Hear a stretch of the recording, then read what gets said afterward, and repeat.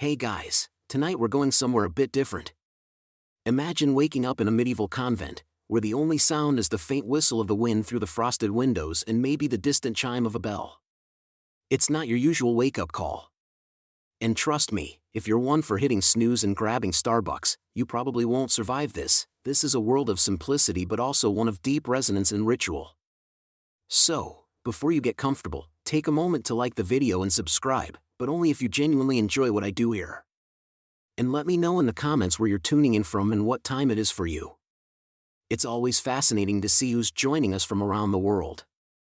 Now, dim the lights, maybe turn on a fan for that soft background hum, and let's ease into tonight's journey together.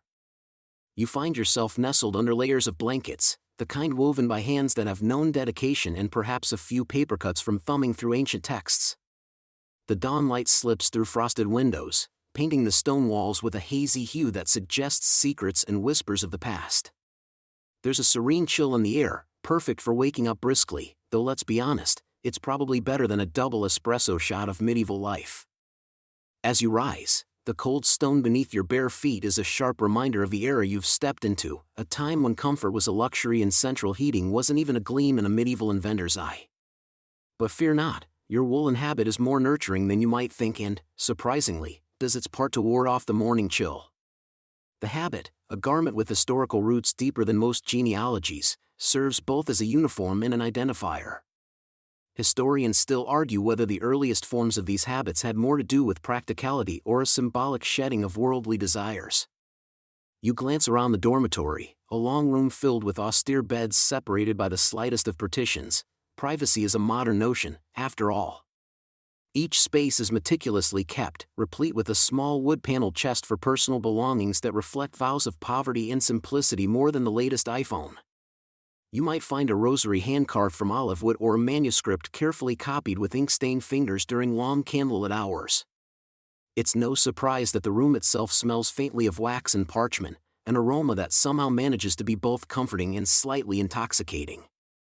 Walking softly, you make your way down the narrow corridor, the chill embraced momentarily by the warmth of your own footsteps. You're heading towards the heart of the convent, where the day truly begins not with alarms or morning news but with the gentle pull of tradition and spiritual reverence. Through the thick walls, the muffled sound of a bell invites you further into this sacred routine. The bell's tone is fuller, richer than any you've heard, nothing like the tinny ring of a smartphone, but more the kind you feel echoing in your bones. Reaching the small chapel, the soft, flickering light from oil lamps mingles with the dawn's timid rays, creating a space that's both intimate and grand. Here, the sisters gather, not with hurried chatter or clinking coffee cups but in the tranquil embrace of silence. The world outside seems to pause, waiting respectfully for these moments of quiet devotion. Each sister takes her place, and together you breathe in harmony, a rhythmic inhale and exhale that sets the pace of the forthcoming day, like a meditative internal dance with an audience of none. This waking moment, this serene awakening, isn't just about beginning a new day, it's a nod to centuries of ritual. The frosted windows are portals, with views framed as accidental but beautiful compositions, each painted anew by the varying whims of nature. It is here that you first notice the light, the play of dawn filtering through frost, casting shadows and highlights on the resplendent architecture of this ancient world. Every morning in the convent is an act of rebirth, a slow peeling away from dreams back into a reality that's as much about routine as it is about devotion. Conceptualize it less as a duty and more as a quiet pact between yourself and the universe. Remember when we talked about rituals being grounding? Multiply that by 1,000 as the frosted air kisses your cheeks and you pull yourself into the here and now, leaving dreams and yesterdays behind. Perhaps it's here you ponder the age-old debate, whether the architectural prowess of these stone buildings is more art than engineering. Experts argue gracefully over whether medieval architects were visionaries or simply very enthusiastic about their stonework. Either way, what stands as a testament to endurance, both of faith and of limestone. It's solid, dependable, yet not without its ghostly charm. The simple act of waking transitions smoothly into a symphony of sacred routine. Toward the main living quarters, you travel through corridors and pass archways welcoming the light. The sheer discipline of awakening at dawn, without the aid of modern machinery, speaks volumes. Clock the irony, a place frozen in time marks each passing day by the sun's presence alone. There are certainly no snooze buttons on this ancient schedule, just the consistent rhythm of nature itself, dictating the pace with unwavering regularity. As morning muscles into its own identity, this stirring in the convent is not just an awakening of individuals, but of a collective spirit. In this creaking world of stone, where silence whispers its own stories, the soft giggle of a distant sparrow is cheekily out of place yet warmly welcomed. After all, even the most dedicated among us need a reminder that life's soundtrack is often better when it's impromptu and unscripted. With that enchanting image, we leave you here, poised at the start of something quietly monumental. As the light strengthens, promising another day in this life of focused dedication, you find solace in the rituals that have just begun to unfurl around you. This is not merely waking, this is an invitation to exist with purpose, to breathe deeply of a world not marked by the ticking of a clock but by the timeless pulse of a shared, sacred journey. Your morning begins in the convent, surrounded by the softly glowing light of dawn seeping through windows touched by a frost as delicate as spun sugar. Still wrapped in the warmth of your narrow bed, you momentarily savor the fleeting peace, like that last glorious second before the snooze alarm goes off. Only here, the peace never gets pierced by an iPhone alarm. Silence has its own hushed music, but now it's time for a different song altogether. Rising, you find yourself enfolded by the rhythmic sounds of footfalls on centuries-worn stone. They guide you as you join the procession of nuns making their way to the chapel for morning chants. The echoing footsteps are a prelude to the celestial choir about to converge in this sacred space. With each step, the cool air heightens the senses, the stone beneath your feet reminding you of the enduring legacy enclosed within these walls. As you enter the chapel, light streams through stained glass with hues so vivid they could rival Instagram filters, only these have been curated by centuries of tradition rather than tech wizards in Silicon Valley. The assembly of nuns gathers, aligning themselves like calm, disciplined whispers around the choir stalls. The setting instills a grounded sense of awe, much like standing before a blank canvas waiting to unfurl its potential. A hum reverberates through the vaulted ceiling as the first note resonates. The voices rise, forming a tapestry of sound that weaves through the crisp morning air. You know the chant you're about to hear is Gregorian, it's the go-to playlist for medieval mornings. Historians widely agree that these chants played more than a spiritual role, they also served as the medieval equivalent of noise-canceling headphones from the clamor of daily chores and, let's be honest, each other's occasional grumblings. There's serenity in the simplicity of these melodies, built upon foundational musical modes that might ring a bell with music theory nerds. Fun fact, the series of pitches that these chants follow could be considered an ancestor to your favorite 7-note scale. Whether you're a fan of Beyoncé or Bach, every song owes a debt to the traditions preserved within the melodic whispers surrounding you now. As the music envelopes the space, it becomes more than just a sound, it is an experience. The chants possess a quality that draws you in, no flashy special effects needed, thank you very much. Lore has it that singing such as this could also stave off illness, which would explain the proud absence of cold season sniffles among the convent dwellers. This aligns with quirky theories suggesting that the vibration of harmonious sound could boost immunity, a debate among modern scientists that keeps the cocktail party chatter going strong whenever ancient health remedies are discussed. With eyes gently closed, the chants weave their tranquility, and your mind drifts beyond the present moment.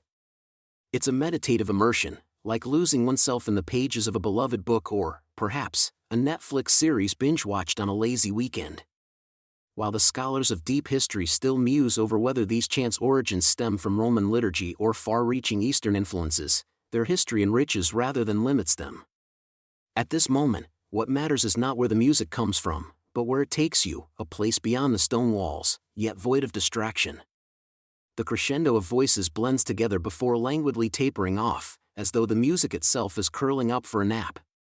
Breathing deep, you feel the echoes of the chant comfort lingering within you. It's like wearing an emotional blanket, only this one is composed of sound waves. It's indulgent in the simplest way, reassuring in its constancy. As the final notes dissolve into the quiet tranquility of the chapel, you share a glance with the sisters around you.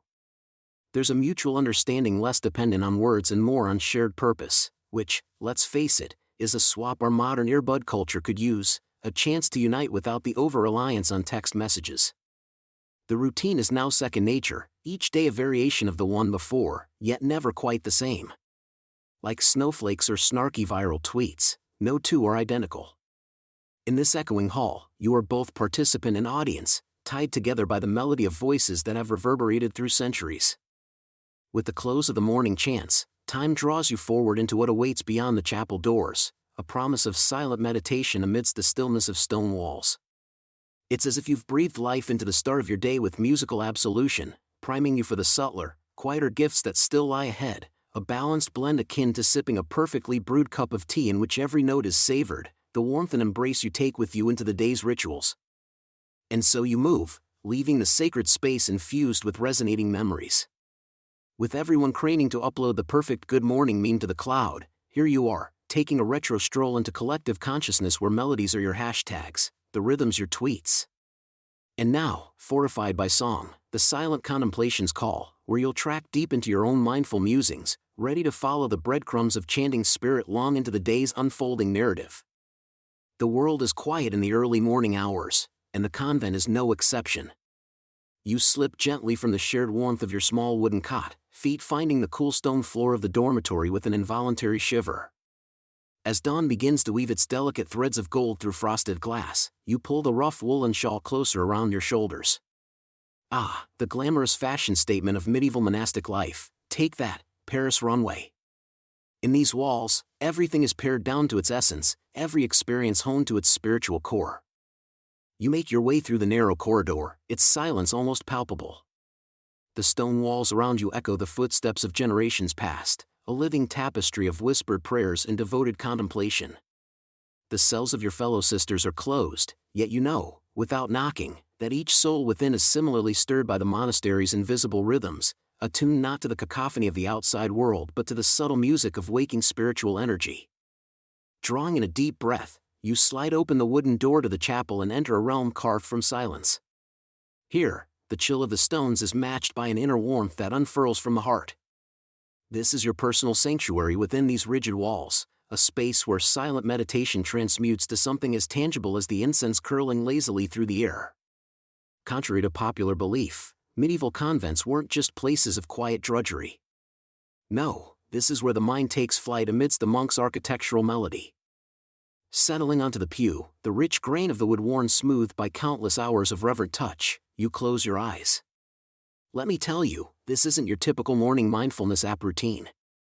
Thoughts, every bit as tantalizingly rebellious as a plate of midnight snacks, threaten to invade your meditative space. Your belly grumbles as if in protest, perhaps it hasn't yet adjusted to the cycle of bread, broth, and never quite enough ale that often defines monastic meals. Here, in this quietude, you become keenly aware of the gentle pressure of your index finger against your thumb, an unconscious holdover from your days of spinning thread, a timeless act connecting you to sisters throughout the ages. The air is still, and each breath seems amplified, echoing slightly against the arched stone vaults like a lullaby sung by time itself. There's an interesting scholarly debate regarding the exact structure of conventual life and the level of autonomy women held within these stone fortresses. Historians still argue whether these convents were more akin to college dorms, with all the disagreements about whose turn it is to do the chores, or whether they function more exclusively, like spiritual fortresses of femininity, separated from the worldly and the mundane yet inadvertently lending sanctuary to progressive thought.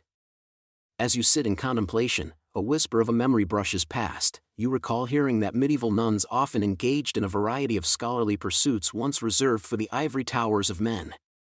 You understand the irony. More than a solemn place of worship, this sanctuary became a place to escape the sometimes exploitative expectations of medieval society. After all, where else could a woman pursue illumination both spiritual and scholarly without a man sneaking and balking at more unpaid cloister copywork? The historical fact remains, though, the walls of convents like these witnessed countless women devoting their lives to the sacred, yes, but also to literacy, medicine, and the preservation of ancient texts. And yet, try finding a Netflix series about that fascinating piece of medieval feminism. A crunchy narrative waiting to be told, right? Returning to your breath, you let another thought flutter briefly across your consciousness, a quirky tidbit from the annals of history. Did you know that some nuns, in a feat of remarkable dedication, took vows of perpetual silence? Imagine that, spending a lifetime communicating through gesture, prayer, and occasional fervent scribblings. You could technically win every argument through strategic non-participation, a tempting skill to harness even today. Elevated by these deliberations, the serenity of the chapel seeps into your bones, urging you to linger in this bastion of contemplation. Outside, the world awaits, vast and unprintable with its mundane details. Yet here, where history, faith, and fleeting moments converge, you find improbable solace. The whispers of silence grow thicker around you, almost tactile now, woven like a tapestry of quiet invocations, your private symphony of stillness. Indeed, this silent meditation hour offers much more than a peek behind arched convent windows. It's an invitation to peel back layers of time, sense the echoes of sisterly devotion across centuries, and, perhaps, indulge in your own moments of quiet rebellion as simple as honoring an unvoiced thought. And so you sit, even as time gently presses its fingertips against your shoulders. Beyond the meditative calm, the nuns will soon gather for breakfast, a rustic demonstration that sometimes, silence speaks louder than words, interpretation bound only by the sender and receiver. But for now, here within the heart of these stone walls, you allow yourself the luxury of surrendering to contemplation before the day sweeps you along its sacred journey. As dawn breaks, you shuffle dreamily from morning meditations toward the rustic wooden table that stretches the length of the convent's simple yet inviting dining hall. The room bears the faint but comforting aroma of fresh bread, and the flickering candlelight casts shadows that dance along the stone walls. It's a serene environment that has an innate ability to make even the most mundane of tasks feel sacred. The nuns move purposefully, their soft, hushed movements filling the room with an unspoken harmony that would put any corporate team-building workshop to shame. There is something curiously profound about the ritual of breaking bread in silence. You might question the benefits of a conversation-free meal, but the quietude here serves a higher purpose. Each bite seems to be a moment of communion, not just with your fellow sisters, but with a greater divine presence that fills the space. The bread, coarse yet satisfying, is a staple created from grains harvested right here in the convent. But you didn't wake up this morning thinking about the grain harvest cycles of medieval nuns, did you? Anyway, as you settle into your seat, you notice the subtle but deliberate gestures that indicate the beginning of the meal. A nod here, a glance there. It's all seamless and, dare I say, elegant. Each meal involves a subtle symphony of shared and individual gratitude, with each nun taking a moment to inwardly express thanks for the sustenance laid before her. While the menu might be far from Michelin-starred fare, the underlying ethos is much the same: nourishment of both the body and the soul. In terms of historical tidbits, let's delve into the origins of these communal rituals. The Benedictine rule, a monastic guide laid out by Saint Benedict in the 6th century, emphasized the importance of community life and shared meals. It's kind of like those old sitcoms where the big family dinner was the centerpiece in half of the episodes. The monastery dining experience is a scene repeated endlessly through history, not unlike Grandma's Sunday roast, with its own set of deep traditions. But let's not float too far into the clouds of history. Back in your seat, you notice Sister Agnes, known for her particularly expressive eyebrows, somehow manages to convey a world of commentary across the table without saying a word. There's a quirky tidbit for you. 13th century manuscript margin art frequently features doodles of animals, gestures, and peculiar faces, possibly reflecting the kind of lively, if silent, conversation that Sister Agnes channels so skillfully. Despite the vow of silence, the breakfast table isn't devoid of communication. Whether through the gentle clinking of wooden spoons against simple earthenware bowls or the smile exchanged between sisters as they pass around portions of a meager yet hearty stew, these small signals create an unspoken dialogue, a language beyond words. Mapping this subtle dance between sisters could be harder than understanding traffic signs on a busy roundabout, yet it's infinitely more rewarding. Scholars still argue whether these sessions of verbal abstention were strictly observed or if occasional whispers and giggles broke the silence in less austere convents. Perhaps they found a loophole for sharing the latest medieval gossip behind curtains after the meal. Could a quiet snicker around the bread basket be akin to a 13th century text message? It's likely we've all got more in common with these historical sisters than one might initially think. Midway through the meal, your senses focus on the sound of a wooden flute being delicately played from a distant corner of the hall. It's Sister Mary, providing a gentle musical backdrop that serves as a silent offering. The flute's notes drift across the room softly, floating above muted clinks like morning mist over a slumberous field. This moment evokes a gentle reminder of music's power to transcend the spoken word. And don't we all know that one friend who insists their playlist is more significant than any chatter during a road trip? As pattern dictates, the meal concludes with a shared prayer, again conducted in silence, a final binding of this spiritual and physical nourishment before the sisters disperse to their myriad daily tasks. Arising from your seat, you might catch a glimpse of a beloved scene adorning the hearth, a painted wooden carving of a community gathered around a similar table. While it poses an idealized version of convent life, the carving evokes a shared aspiration for unity, both ancient and ever-present. Just as you detect a hint of complacency as meal's end approaches, you feel the soft touch of Sister Beatrice's hand upon your shoulder, reassuring yet mindful of the need to return to daily chores, marking a seamless transition from sustenance to service. A gentle reminder, this touch symbolizes another thread in the invisible tapestry that underscores the convent's morning ritual, the notion that together, you are stronger. As you rise, a thoughtful pause ensues, granting brief reflection on the mixture of monastic silence, history's embrace, and carefully orchestrated informality you've just shared. Echoes of silent laughter and supposedly knowing glances linger in the hushed room, persisting like an old friend's comforting voice. Stepping away from the table, your thoughts return to the hourglass of time, a nod to the ancient timekeepers who once monitored hours between monastic prayers with precise sand grains. Ceremonies adapt, traditions carry forth, time remains an ever-constant presence, urging you onward. With a full heart, you make your way towards the lush convent gardens, ready, though assuredly humbled, to help cultivate the day's next endeavors. Those seeds sown earlier this year will one day return to grace the morning table. And isn't there something rather lovely to think of a process as cyclical as millennia, as tangible as dirt between your fingers? Soft sunlight spills gently over the horizon, highlighting a landscape where time appears to have paused. As you set foot on the dew-kissed ground, you find yourself wandering through the sprawling gardens of the convent, your oasis of serenity amid the daily routine. A gentle chirping orchestra of morning birds provides a serene soundtrack as you traverse the garden paths. The garden, a tapestry of lush greenery and vibrant flora, feels like a secret world tucked away from the outside hustle and bustle. The air is crisp, carrying the mingling aromas of fragrant herbs and early morning blooms. It's nature's own aromatherapy session without the essential oil upsell. You find yourself surrounded by a rich variety of plants, from the stalwart rosemary with its earthy scent to the elegant lavender waving gently in the breeze. This verdant paradise is the convent's pride and joy, echoing medieval scholars' belief that tending to nature was a leisure activity that nourished the soul. The famed philosopher Paracelsus once emphasized the healing properties of plants, which you'll be reminded of as your hands brush against sage leaves, releasing their sharp, detoxifying scent. But don't get too carried away with the intoxicating smells, there's work to be done. The convent gardens aren't just for show or for the nuns to take leisurely Instagram photos, real or imagined. No, these gardens are hardworking, providing essential ingredients for the convent kitchen and infirmary. The rhythmic act of pulling weeds and nurturing young seedlings becomes an unspoken prayer of connectivity with the earth. There's a profound satisfaction in knowing you've got a hand in writing the culinary and medicinal chapters of this closed community's story.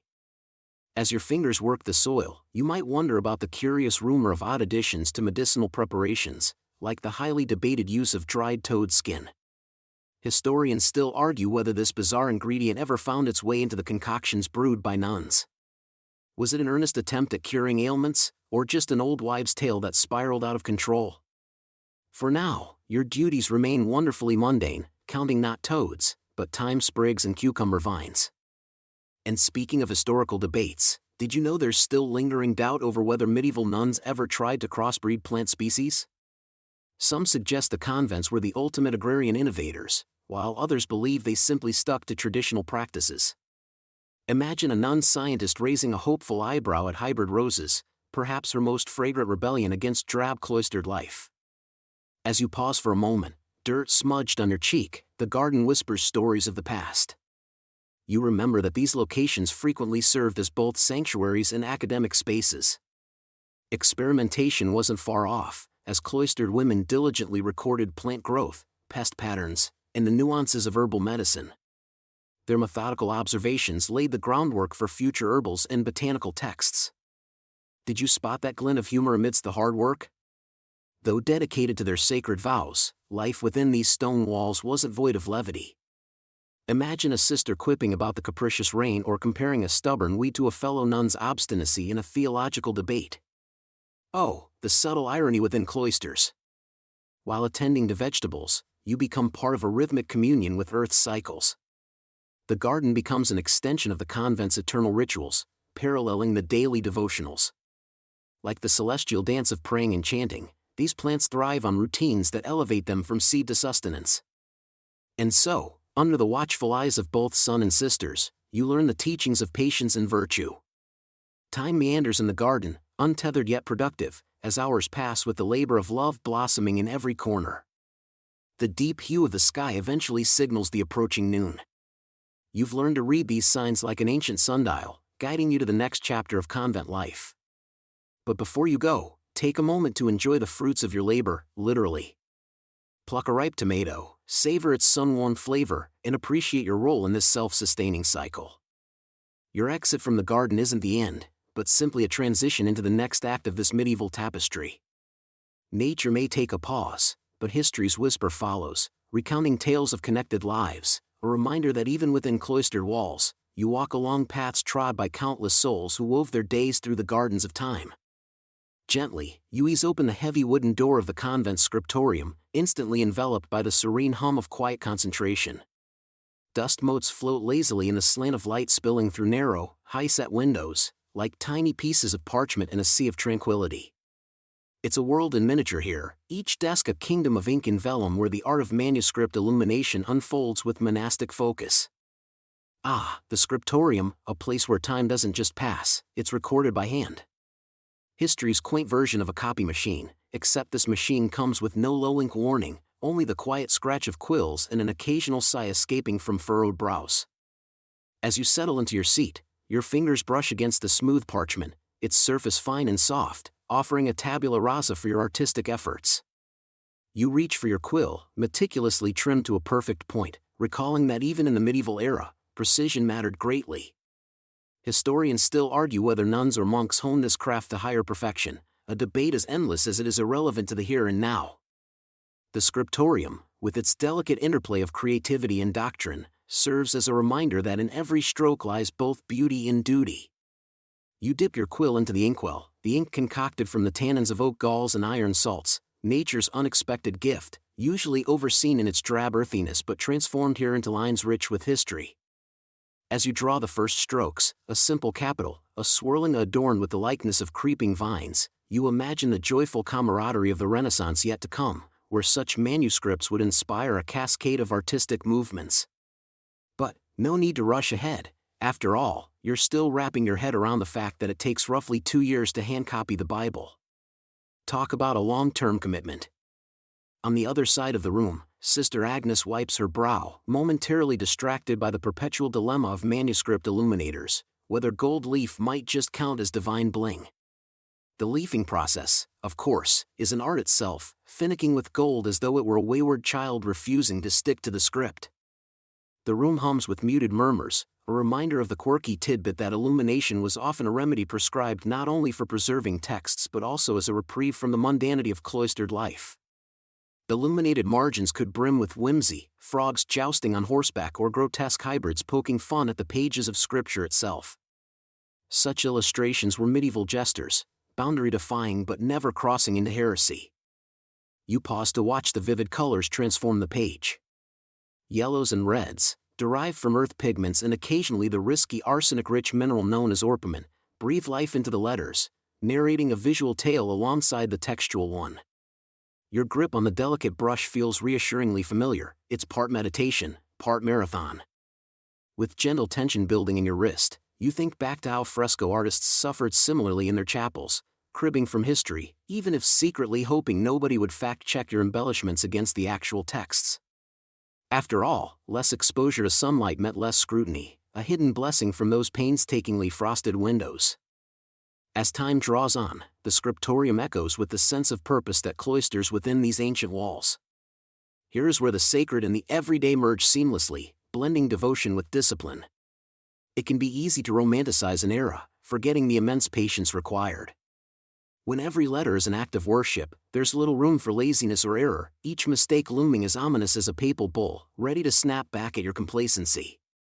Of course, nothing says commitment like realizing your coat of arms, a masterpiece in vivid hues, will outlast you, in all probability gracing shelves far beyond the confines of these stone walls.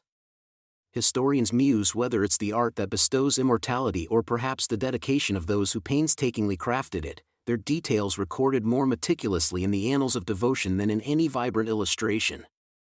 For a moment, you allow yourself the indulgence of imagining future readers, their eyes widening at the riot of color and the precision of line.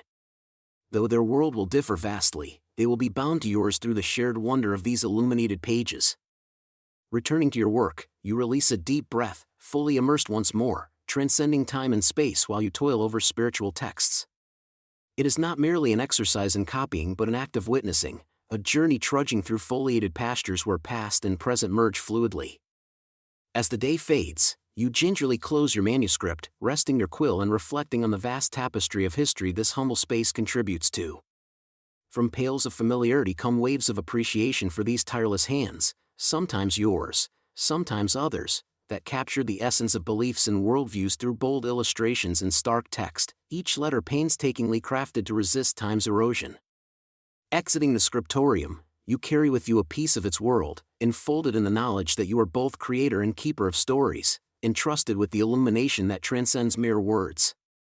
In the quiet bustle of the convent, amid obligations and rites, this brief interlude offers a portrait of life woven entirely through handwritten legacy and vibrantly painted faith, historical moments stilled in vellum and hue, captured forever under the artful hum of illumination. Engage yourself in the quiet industry of crafting votive candles, a process steeped in both devotion and a surprising degree of dexterity. Here, in the heart of the convent's crafting atelier, a great deal of sanctity is preserved through modest, everyday acts. You might think that crafting candles is a simple affair: drip a bit of wax, tie a wick, voila, you've got yourself a candle. But oh, how mistaken you would be! True candlemaking, especially when it comes to those destined for sacred spaces, is an art infused with meaning and intentionality. As you enter this peaceful workspace, the scent of beeswax envelopes you, sweet and earthy. The aroma has a way of grounding you in the mundane while simultaneously lifting your spirit. Each honey-scented waft is a gentle reminder of the industrious bees that produce the wax, creatures that medieval folks often deemed God's tiny laborers. It's curious how bees and humans have been entwined in a dance of creation since time immemorial.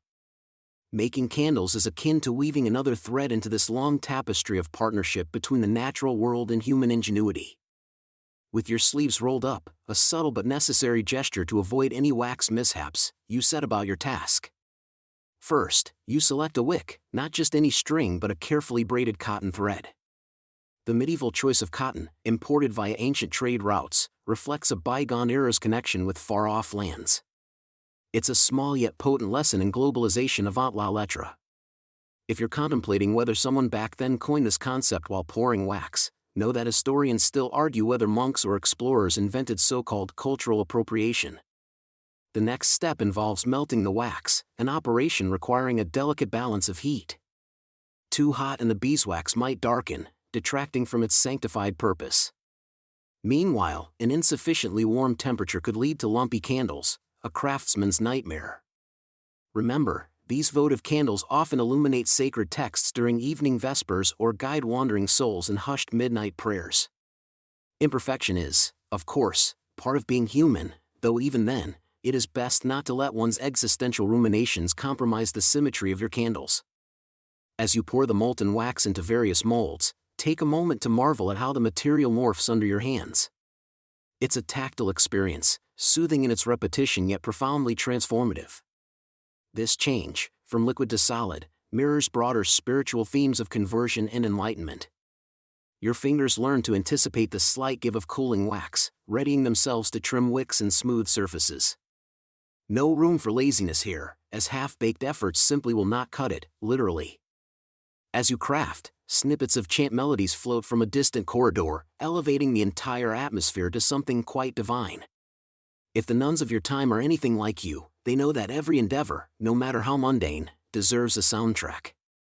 It wouldn't be astonishing if playlists, consisting of nothing but Gregorian chant top 40 hits, circulated among religious communities as early as the likes of Hildegard von Bingen. Of course, not everyone is on board with this theory, leaving it open to jovial debates during shared meals. Perhaps you take a moment to admire your finished products, each candle a beacon of both physical and spiritual illumination. Though these items are crafted for sacred use, they echo a long tradition of candlemaking that has eerily survived into modernity.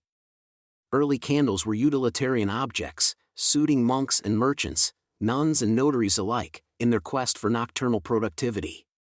Picture the scene, a medieval scribbler probably cursing the feeble light as he tried to meet a deadline. Some things never change. While your candle's set, you turn to other sacred items that fall under your crafting purview.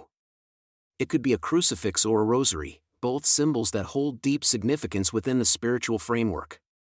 Sculpting these objects connects you to theological debates spanning centuries. Was craftsmanship divine or merely human? A question best left to scholars over glossy journals, while you focus on the satisfying texture of wood or beads beneath your hands. Another whimsical item might catch your eye, a small, wooden box designed to hold relics or personal prayers. A curious niche of history involves medieval monks repurposing wine corks for this purpose, lending an unintentional practicality to sacred assembly.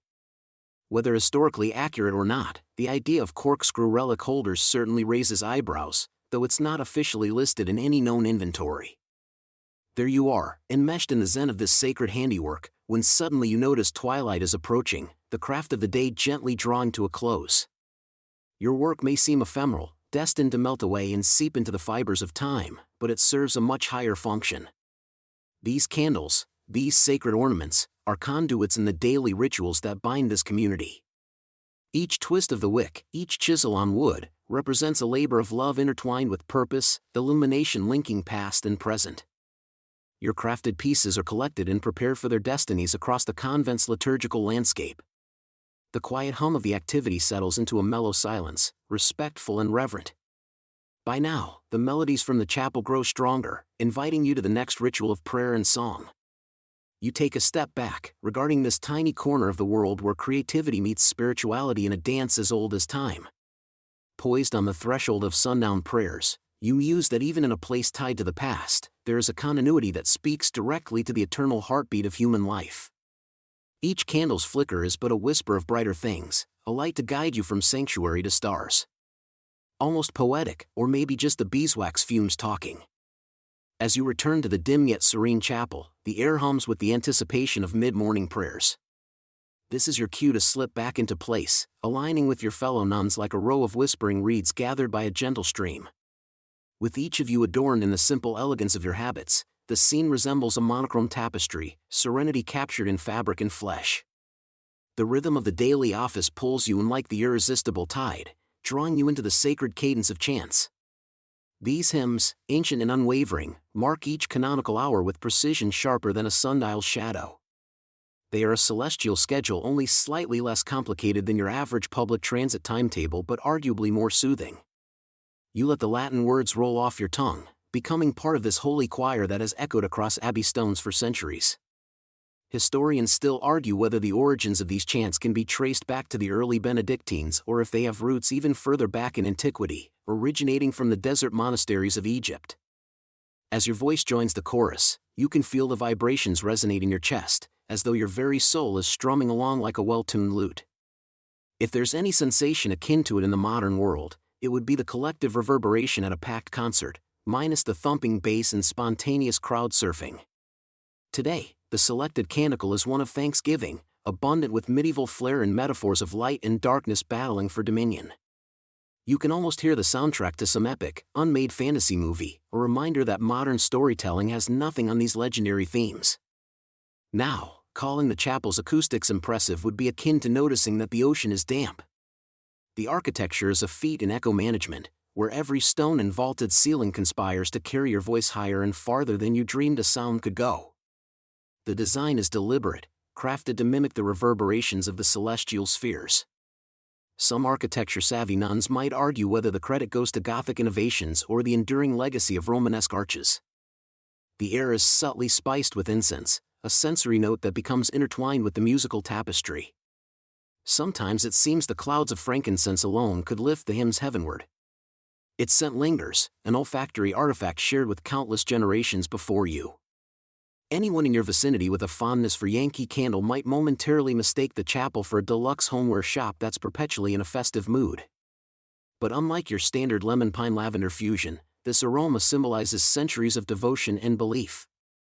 As you glance sideways, catching glimpses of your companions, it's hard not to appreciate a certain monastic style choice, the tonsure. Not quite a look that's caught on with influencers of the 21st century, it remains a quirky fashion statement that delineated commitment and humility.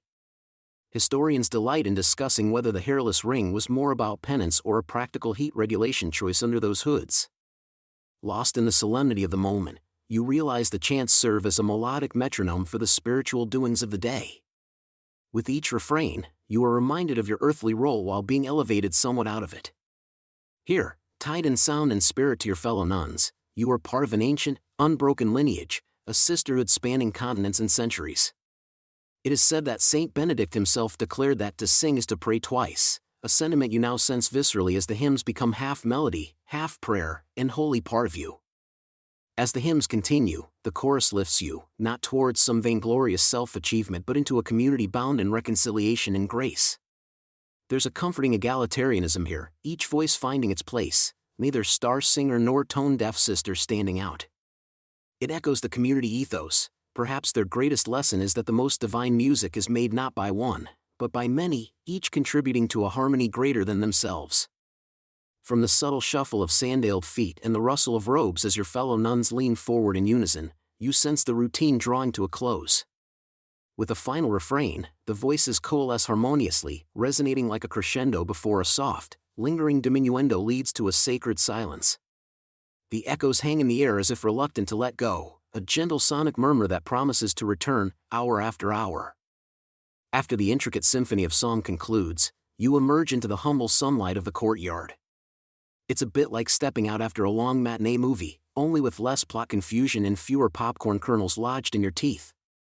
The period between these musical interludes provides a time for individual pursuits but is still suffused with the melody of shared life. As the bells toll softly from the chapel tower, your body moves almost instinctively, drawn toward the communal dining hall. While your previous engagements were laced with melody and meditative stillness, now you find yourself amidst the comforting embrace of routine, guided by centuries-old rhythms that seem as timeless as the sun climbing its daily arc. Noon has arrived, and with it, the call to the simple sustenance that awaits. You step into the dining hall, a room whose vaulted ceilings echo whispers of nuns past, and are greeted by the inviting aroma of freshly baked bread mingling with hints of soothing herbs. In a modern twist, if you squint hard enough, and genuinely overextend your romantic imagination, you might even spot the ancient precursor to kale in the neatly arranged dishes.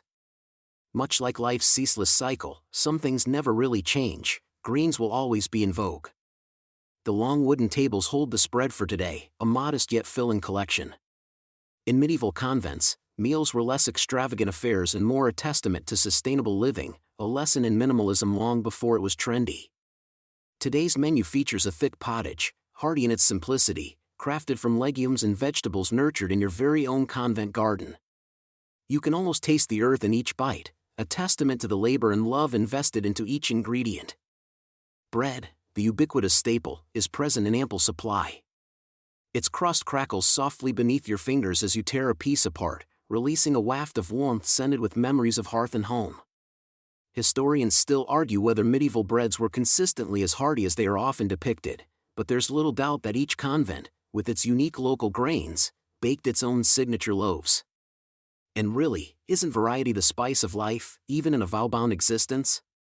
The meal gathers you together with your sisters, fostering a bond forged not through words but through accompanying silence and understanding. Meals here aren't merely moments to satiate hunger but are seen as sacred rituals, a time for inward reflection and shared presence. In an unexpected twist of irony, despite all the silence, or perhaps because of it, you find yourself intimately connected with those around you. It's like the local medieval Wi-Fi, without the need for any unsightly towers. On occasion, a treat is offered, a small piece of cheese or a few fruits. To the modern palate, these might seem frugal, but within the convent walls, they are received as gifts of rare indulgence, savored with the appreciation usually reserved for life's grander luxuries. Such moderation embodies a central tenet of convent life, finding joy and gratitude in the simple, often overlooked details. Remember that time you thought a day without screens would be torture? Turns out, simplicity has its own multifaceted charm. With a tacit nod to the cycle of both nature and sustenance, mealtime discussions among historians often revolve around the source of staples in medieval times. Was this site a recipient of local farmers' bounty, or did the nuns grow almost everything themselves? While debate runs rife, this much remains true: each meal is a testament to the earth's bounty and the sisters' stewardship. As you finish your meal, you stand and help clear the tables, a ritual that highlights the cyclic give-and-take relationship you have with this life. With the meal completed, you take a moment to breathe and reflect, bathing in the tranquility that follows nourishment. It's a breather of sorts before another cycle of contemplation and creation unfolds. As laughter bubbles silently through even the most solemn of souls, did you catch Sister Agnes humorously gesticulating a poor loaves versus fishes pun earlier? You realize with startling clarity that precisely this simple, rhythmic daily ritual, forms the heart of the convent's spirit. It forms your spirit too, invisibly weaving you into the tapestry of this place, the strands of time stretching far deeper and farther than mere centuries. Before long, it's time to return to your duties, and you step out into the crisp afternoon, the scent of fresh herbs and fertile soil tugging at your senses. The meal, with its uninhibited simplicity, leaves you centered and ready to dive back into the fabric of convent life, stitching together the sacred and the mundane in one continuous, seamless flow. And in an age where both sustainability and authenticity are making their fashionable returns, isn't it comforting to know they were always right here, striving silently in the heart of a medieval convent? As you peel away from the modest noon meal, your senses lead you down the winding cobblestone path, away from the hum of afternoon duties. A soft murmur of leaves greets you as you approach the convent's hidden jewel, the medicinal herbarium. Nestled discreetly among the sprawling gardens, it is both an enclave of serenity and a bustling hub of botanical alchemy. Crossing the threshold, you are enveloped by the mingling aromas of thyme, lavender, and sage, nature's cologne, with none of the tackiness of modern designer scents, and definitely no need for those dodgy chemical stabilizers.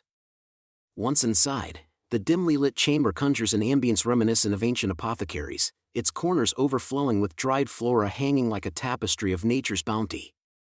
Shafts of sunlight slant through narrow, mullioned windows, highlighting the dust motes as they dance lazily in the still air.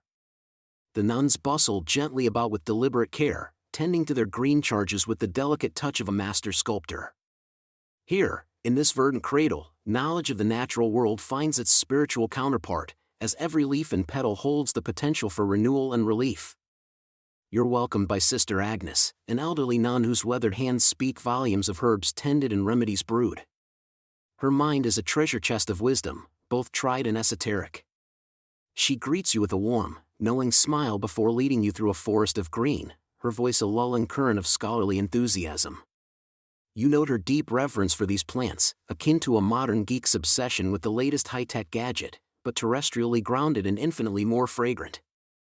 A variety of greens lie before you: lemon balm for the troubled mind, comfort for weary bones, and the rare mandrake, which holds enough myth and mystery to star in its own daytime drama.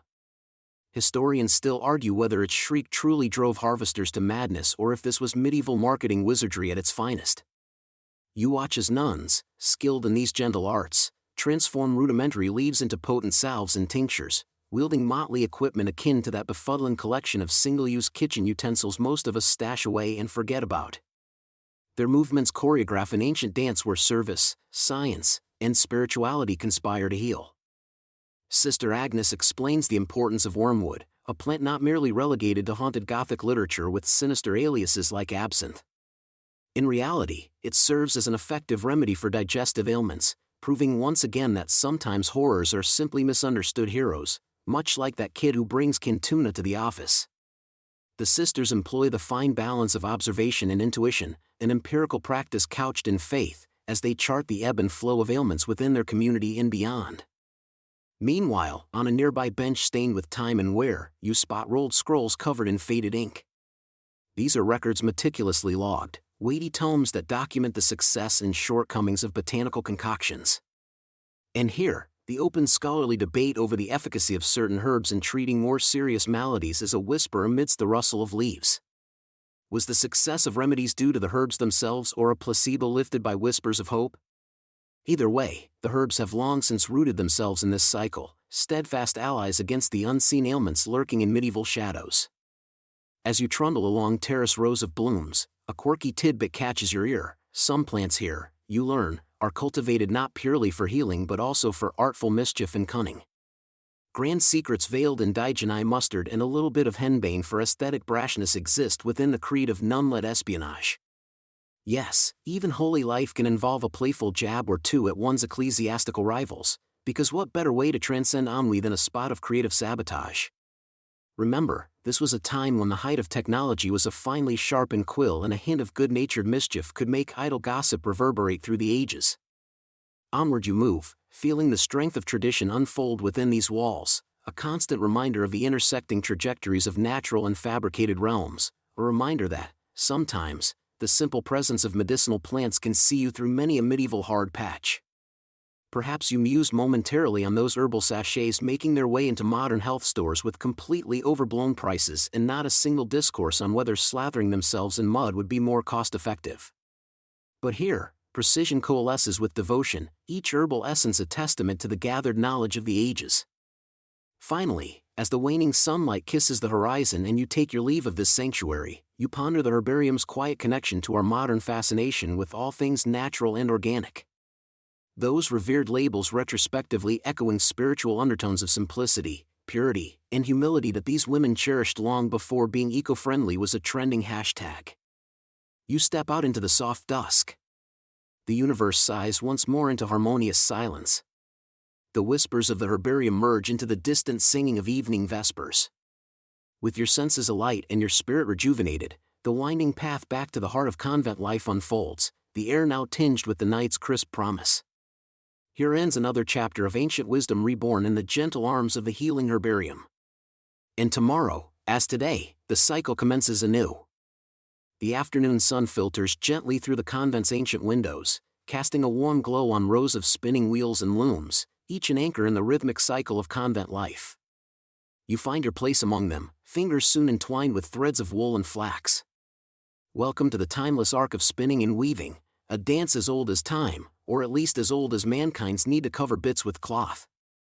This humble yet vital craft sustains the convent's needs, providing garments for the nuns, altar cloths for the chapel, and even the occasional sale in the nearby village market. It's mind-boggling to think that each thread passes through so many hands, transforming from a fluffy bundle of wool into a product of warmth and purpose.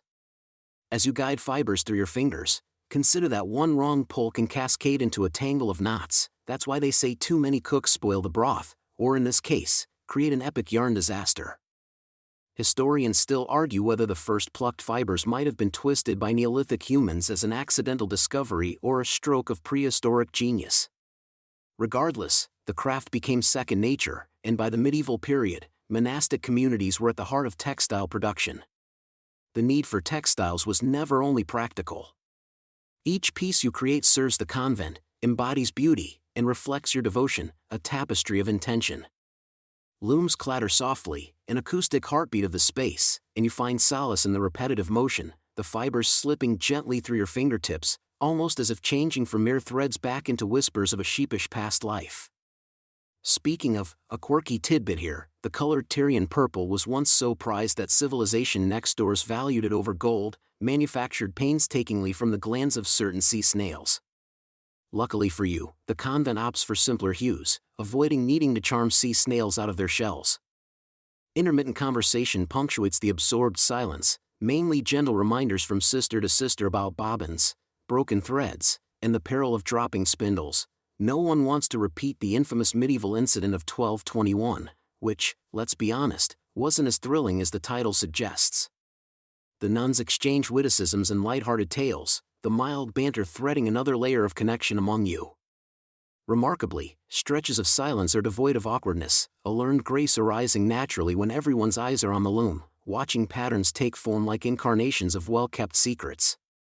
Each pull of the spindle and clack of the loom keeps in tune with the serenity of the day, a slow march toward evening prayers.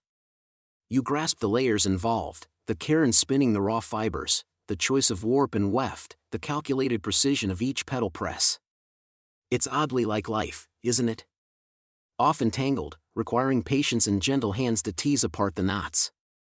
Now and then, your mind humorously conjures images of cloth racing past you at dangerous speeds like a medieval highway, car accidents on spinning lanes, that surely would alarm the safety inspectors of any era.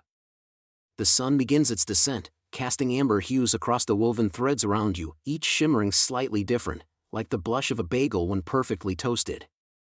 Threads transform into fabric under your touch, and there's satisfaction in the fact that you have crafted something almost from scratch. Documentaries about the Industrial Revolution may paint the grim picture of machines replacing human touch, but here in the convent, your endeavors champion the lived reality where human hands still control destiny, at least when it comes to the fate of linens. This crafted art isn't just survival or practicality. In another life, perhaps you'd be weaving tales as intricate as your textiles, if not for the solemn vow you're committed to. Yet there's an innate joy, irrepressible throughout the ages, in watching something come into being, one thread at a time. It's a shared lesson across centuries. Patience and consistent effort yield creation, whether fabric or life tales, both echoing through eternity. For now, the spinning wheels and looms wind down as evening draws near, heralded by the soft toll of a distant bell. Your fingers trace the finished fabric, the once unassuming fibers now whole and purposeful. As shadows stretch their fingers into the convent corners, you rise from your seat, leaving threads behind for tomorrow. Soon enough, evening vespers beckon, reconnecting you with the sacred rhythm that punctuates your days.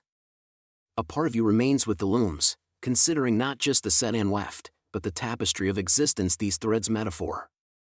Historians argue about the significance of such crafts in the socio-economic hierarchy of convents. What's undeniable, however, is the sense of belonging and purpose woven into the fabric of communal life, binding then, binding now. So, here's a quirky thought: that wrap of cloth you hold might one day flip through history books. One can dream, right? Like today being nothing out of the ordinary yet concerned with an ordinary magic, you've played your part in the perpetual narrative of the convent community. Invisible threads connected history, binding sister to sister across time. And these aren't just textile fabrics, but the threads of memory, of collective human experience softly embalmed in devotion and spun into remembrance. As you walk down the corridor, your mind drifts whimsically, conjuring images of what the future might hold or how forgotten art may resurface centuries later as revolutionary. Meanwhile, you move forward, leaving spinning wheels behind but carrying the subtle comfort of your textile endeavors layered with personal dreams, a fabric bearing stories yet untold.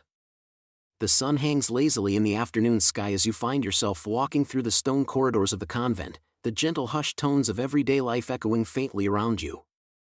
The setting is serene, almost timeless, and you half expect to bump into a philosopher pondering the secrets of the universe while fetching water. Today, however, you are on a different quest.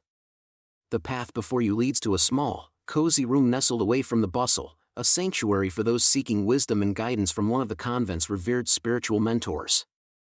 You enter the room and the scent of aged parchment and burning beeswax welcomes you, creating an atmosphere that feels both sacred and strangely reminiscent of your Aunt Edna's attic, minus the dust bunnies and the tacky porcelain figurines. The spiritual mentor sits in an old oak chair, looking as if she might blend seamlessly into the wooden paneling of the walls. She offers you a warm smile, a twinkle of wisdom shining in her eyes. It's easy to feel a sense of awe and a pinch of apprehension. This is, after all, a hallowed ground of sorts for questions both profound and seemingly mundane. The role of spiritual guidance in a convent such as this is not merely advisory.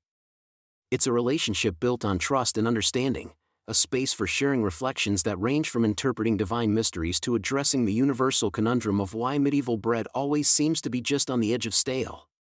Historians still argue whether the practice of seeking guidance from spiritual mentors in convents was entirely introspective or also served as an outlet for nuns wishing to escape the labyrinth of their own thoughts, or maybe just a kitchen duty roster. You sit down, and soon your voice joins the comforting rhythm of the room. Conversations meander through the passages of scripture and morality, but also through the everyday challenges of monastic life. It's as if every word spoken here holds the potential for transcendence, like suddenly realizing why your Wi-Fi won't connect. The answer seems simple yet profound, and involves moving slightly to the left. Intriguingly, These guides often employed practices derived from ancient wisdoms, sometimes towing the line between accepted clerical teachings and more arcane methods. One of the fringe tidbits floating around in historical circles recounts rumors of spiritual mentors using the art of sorts, or divine lots, echoing the age-old urge to let the universe do the decision-making here. While some might whisper about witchcraft, others believe it was simply an early, rudimentary form of what you might call flipping a coin, only, in this case, the coin might be a slightly suspicious-looking relic. Your conversations swirl back to the fundamentals of faith, and the spiritual mentor, with her uncanny knack for perception, encourages you to probe deeper into your own beliefs. Are you speaking to be understood, she softly intones, or to understand? There's a melodious quality to her voice, reminiscent of wind whistling through the abbey towers. This mentorship is about nurturing an inner awareness, guiding you gently across the thresholds of comprehension and comfort, much like guiding an elder through the treacherous waters of setting up a new Facebook account. Outside, the world continues in silent harmony. The sun's rays slip through the narrow windows, dappling the floor in a dance of light reminiscent of the gentle cadence of your conversation.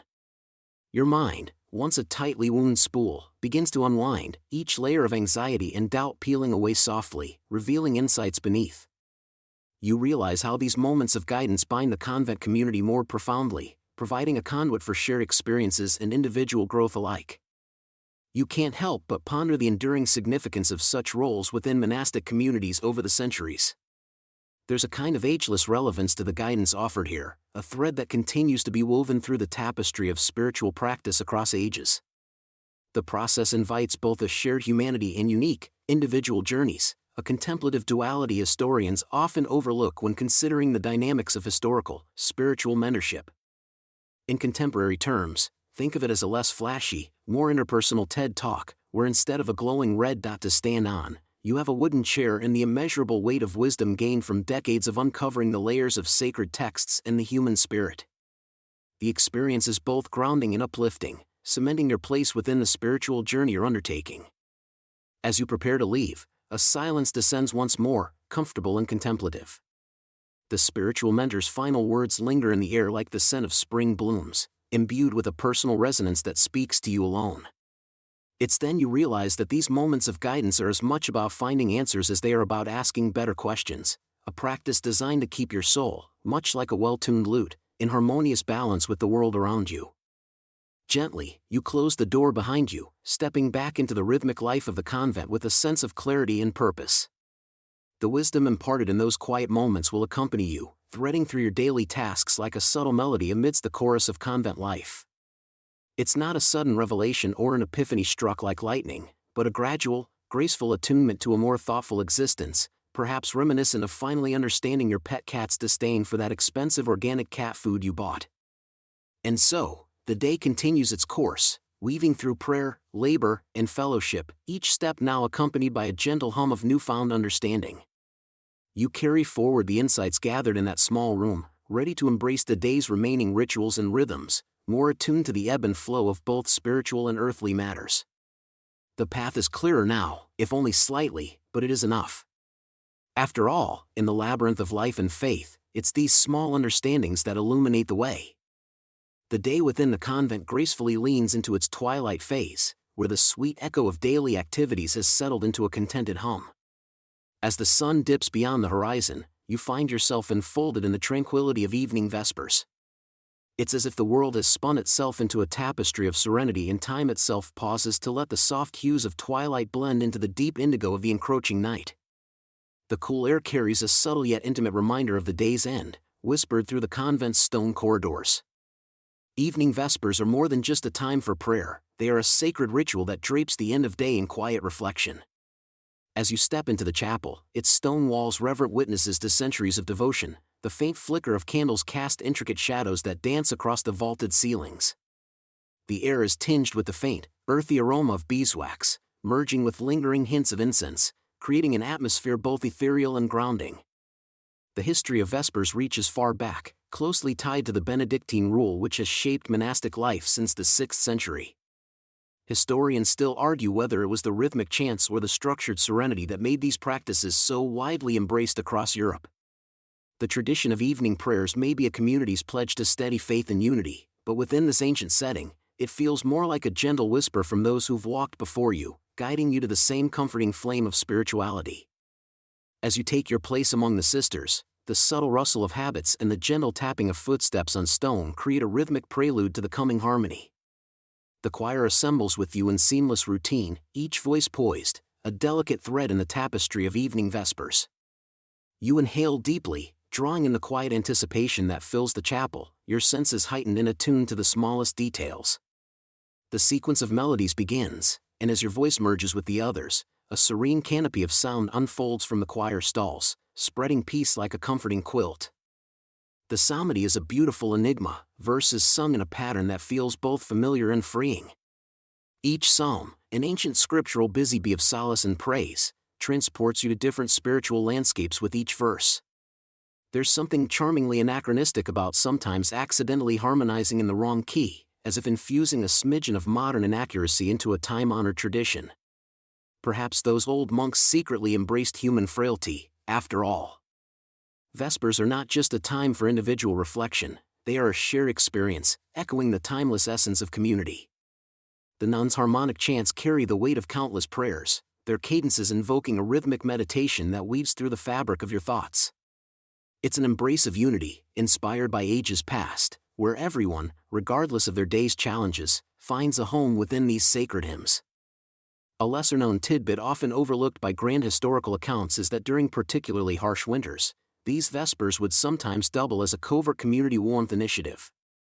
A small brazier might be strategically placed to ensure no limb went numb from the winter's bite. Hey, even the pious have to stay practical, right? Lost in the melody, your thoughts drift like autumn leaves on a tranquil pond, meandering through the day's highlights and challenges. Somewhere between the repetitive verses of Psalms 141 and 142, you ponder one of those unsolved mysteries that occasionally infiltrates your contemplative mood. Historians disagree on the extent to which medieval convents functioned as intellectual powerhouses. Were these cloistered sanctuaries more focused on religious devotion, or were they quietly revolutionizing the way texts and knowledge were preserved? These thoughtful musings find a unique harmony with the evening's recitations. The final echoes of the Magnificat, a hymn that celebrates the divine, linger in the pure air. The resonant tones recede into silence like graceful waves pulling back to the ocean. A stillness envelopes the chapel. The shared experience solidified through these vespers has woven an invisible bond among the sisters around you, each bringing their private nuances to this community of faith. As the vespers draw to a gentle conclusion, you can't help but marvel at how an ancient ritual such as this has a peculiar way of making the ordinary feel extraordinary. Just as mindful silence punctuates the waning moments of the ritual, you ponder the fleeting nature of thoughts and the permanence of this momentary calm. It's ironic, isn't it? How repetition such as this can plant the seeds of transformation. Once the last notes of the Vesper chants have blended seamlessly into the embrace of nighttime, there is a comforting exhalation among your fellow devotees, a silent farewell to the day that promises a new dawn's greetings. With Vespers completed, you know that soon you'll retreat to your personal nook within the convent, which, while perhaps devoid of the opulence of 10,000 thread-count sheets and lavish Egyptian cotton, is rich with the quietude perfect for introspection. The echoes of the hymns continue to resonate in your memory, like a tranquil lullaby that is sure to guide you, step by step, into the eve's gentle embrace. With the evening's rituals concluded, you depart the chapel, each step a mindful act further carrying the spiritual continuum that forms from dusk to dawn. In the quietude of this place, you feel a humble connection with those who have stood where you are now. It's said that the stones of old buildings absorb the echoes of history. Here, among these sacred walls, you can almost hear the whispered narratives of those who spent lifetimes devoted to similar paths of faith and peace. Their muted prayers mingle with yours, an everyday dialogue that has transcended generations. As you walk away from the soft glow of candlelight and the serene murmurs of vespers, you carry a piece of this timeless dialogue into the evening ahead. And who knows, with luck, it might even accompany you into your dreams, assuming you don't trip on your own habits climbing the stairs to your quarters. Ah, the delicate balance of grace and clumsiness that marks this human journey, the perfect coda to any spiritual symphony. As the tranquil day gives way to evening, the convent adopts an even more serene posture. The day's structured rhythm gracefully tapers into a softer symphony, a gentle invitation to retreat within oneself and indulge in personal devotions. It's a sacred pause, A time when you finally have the liberty to breathe deeply and engage in pursuits that kindle your inner peace. Perhaps you find yourself gravitating towards your favorite corner, a small sanctuary rich with the scent of aged wood and candle wax, a reminder of the many hours spent here, absorbed in thoughtful reverie. The cool air carries a hushed silence, interrupted only by the soft rustle of habit fabric as others find their cozy corners. It's as if the very stones of the convent walls lean in to listen to the whispers of contemplation, eager participants in this nightly ritual. Historians still argue whether these stones hold memories or if it's merely romantic conjecture, but there's no denying the comfort they seem to offer as they echo back the soft murmurs of prayers and hopes. You might pull out a piece of fabric, the threads softly glowing like captured sunset as you prepare for needlework. Your fingers guide the needle through the cloth in a familiar dance, each stitch a quiet reflection, a symbol of contemplation woven into a tapestry of meaning. The art of needlework, often overlooked in modern times, was once a key devotional exercise, embodying the patience and focus that some might more readily associate with yoga. Plus, who knew embroidery could be your medieval mindfulness retreat, right? Or perhaps you reach for brushes and pigments, ready to immerse yourself in the world of painting. Not just any painting, mind you, but the kind that leans towards the divine. The careful selection of colors and precise application transforms a blank canvas into spiritual expression, each stroke an ode to the divine beauty that permeates the world. Painting here isn't just art, it's an extension of prayer. And with every color mixed and applied, you find yourself contemplating the profound mysteries that ravage the soul like an overenthusiastic cat at play. For others, the evening brings out different devotional crafts. A sister nearby may be crafting rosaries, her fingers threading beads with the same reverence someone might string pearls of wisdom. The history of the rosary itself is fascinating, not just a tool for prayer, but also, according to some quirky historians, a sort of medieval fidget spinner, a tactile aid to keep the mind focused and the body still. And as the beads slip through her fingers, you marvel at how a simple object can hold so much spiritual weight. For every nun, this time of personal devotion carves out a space for self-directed exploration within the broader walls of shared faith. In a community where collective prayer and activity are the daily norm, these hours allow for personalized engagement, a chance to explore one's evolving inner landscape. This isn't to say that the convent isn't an engaging place, far from it. But imagine if every meeting you had included a celestial choir. Sometimes, you just need a bit of you time to process all those harmonies. The blending of individual pursuits with the atmosphere of shared peace is a curious contradiction, and scholars still wonder whether this balance contributed to the incredible output of art and philosophy by monastic communities. Artists and thinkers found ways to sneak in their little personal projects amidst the sacred rigor of the convent's daily schedule. It's a bit like how in today's world, you'll always find that one person knitting during a conference call. Outside, the sky gradually darkens, the last hues of the sun surrendering to the embrace of night. The pervasive quiet of the convent feels almost tangible now, cradling every soul who resides within its halls. The whispers of the wind through the old trees play their evening symphony, a reminder that the world is still humming its age-old tunes, oblivious to the mortal concerns of human hearts. The night offers a moment to step back, to observe without distraction, and to ponder our place within this age-old narrative, a sort of cosmic Where's Waldo, only without the striped sweater. Yet even these personal devotions serve to foster communal harmony. Each sister's quiet focus contributes to a collective serenity, an unspoken acknowledgement of shared experience and purpose. There's a sense of peace that comes from knowing that all around you, others are engaged in their own silent dialogues with the divine, each journey unique yet connected by common faith. In the fading light, you set aside your tools, your work of the evening complete. The convent slowly drifts toward rest, the day's fervor sweetly relinquishing its hold. This quiet time, born from tradition and discipline, brings a sense of completion, a harmonious end following a day richly lived. With the peace of personal devotion still lingering in your heart, it's easy to nestle into bed, awaiting the dreamscape promised by the night. It's a gentle close to a day spent in the gentle embrace of serene whispers, creative pursuits, and deep reflections. Even as the day's rhythms dissipate, you find the echoes of your devotions and crafted peace following you into the world of dreams, a faint, comforting reminder of your place within this sacred and timeless dance. The stars overhead twinkle with the knowing glimmer of shared secrets, whispering goodnight in their own mysterious language. As you drift off, surrounded by the scattered notes of a day well lived, you can't help but wonder if maybe, just maybe, those scholars debating the memories of stones have a point after all. The day's rhythm at the convent, a harmonious blend of duty and devotion, draws to a close as the night sky unfolds its starry tapestry. After a full day colored with the serene fulfillment of chants, meditations, and crafts, you find yourself slipping into a peaceful realm, where the boundary between wakefulness and dreams blurs softly like ink diffusing in water. As you prepare for sleep, the room is veiled in a gentle dimness, the only light drifting from candles, their flames flickering like tiny mesmerizing ghosts waltzing in rhythm with the night breeze.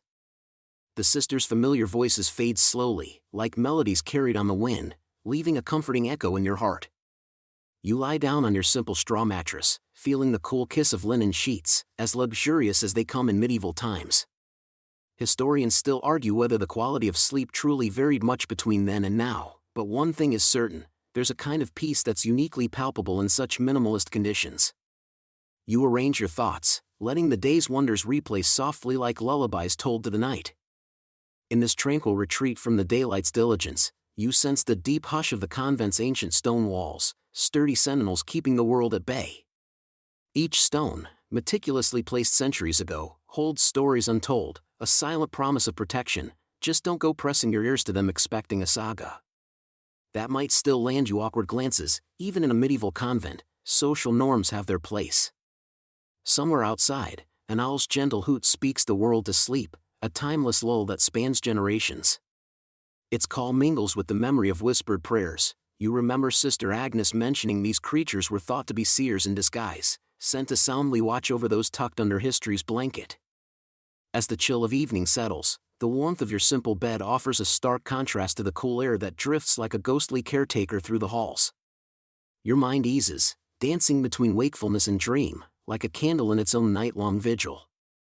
The soft rustle of bedding, a comfort in its consistency, could almost be mistaken for the distant echo of pages turning in the scriptorium you visited earlier. It was Sister Bernadette who recounted funnily, as she illuminated a particularly ornate letter, how medieval monks and nuns would sometimes jot down jokes in the margins of manuscripts. These whimsies, she said with a grin, were as precious as the gold leaf that adorned the pages. The light from the stars, peeking through cracks in windows, weaves a shimmering tapestry on the far wall. Under these celestial constellations, you find a gentle reminder of the world's vastness and the mysteries it holds, like a medieval version of a cosmic screensaver, with fewer technical glitches but admittedly more leaky roof problems. There's an allegory here that you've come to love, how these brilliant points of light, each imperceptibly guiding travelers to their destinations, now light your path towards a restful respite. Let your thoughts meander to the gardens you tended earlier. Recall the earthy aroma that filled the air, a fragrant fusion of mint and sage, as you wielded your gardening tools with an expertise only learnt over sun-kissed mornings and rain-kissed afternoons. Those who've dabbled in medieval garden know how, seriously, gardening was like the medieval version of binging a hit show. Will tell you how each plant, each leaf, holds both purpose and story, just as the stars weave narratives across the night sky. In this light-dappled dormancy, the elusive hum of life outside the convent becomes a symphony of nature. The wind, a gentle musician, twirls through leaves, caressing the trees that stand as steadfast companions. Feel the cool whisper under skin, a serene touch as if nature herself is lulling you to dreams replete with heavenly peace. It's no secret that rest is an essential component of life here, albeit one doesn't quite get to stay up binge-watching plays by candlelight. Your internal clock is bound by the day's demanding symphony, yet it's in this surrender you find true harmony. Let your eyelids close as though drawing curtains upon a day gloriously spent, bidding farewell to thoughts of spinning wheels, morning chants, and Sister Matilda's unmistakable snore, like a medieval foghorn if you will. It's the little eccentricities that add color to the convent's palette, reminding you that monks and nuns were not so different from the eccentric relatives seated around your modern Thanksgiving table. In closing your eyes to this venerable chapter of the day, you're reminded of the scholarly debates that fluttered between sisters during evening vespers. Is the soul truly rejuvenated in slumber, or is it merely the body that demands respite? The invigorating path of inquiry awaits tomorrow. Today, let the stars be your guides, their twinkling warmth blessing your journey through the night. Embrace the soft silence, for it wraps you in comfort, allowing the final vestiges of awareness to tranquilize into slumber. The night waits patiently, a solemn promise stretched across the canopy of timeless skies, whispering a lullaby of history's past. Lose yourself in this ancient cradle of peace, where echoes of the divine intertwine with the artistry of the stars. Every moment spent in the gentle sway of this celestial tune quiets your heartbeats, each slow thrum an assurance as you drift gently into the promise of restful night. The convent, too, sleeps under the stellar embrace, each sister nestled within the silent assurance of the holy sanctuary. The world finds its rhythm and balance as your breaths deepen, each one slower than the last, gently coaxing you towards a serene unconsciousness where whispers of prayer and night's symphony imbue dreams with their reverent presence. Let yourself float. Let go. Welcome the night, and with it, the soothing balm of sleep, wherein the stars watch faithfully, twinkling with the quiet knowledge that tomorrow awaits with all its promise and purpose. The night softly envelopes you, a whispered blessing guiding you ever deeper into this tranquil repose.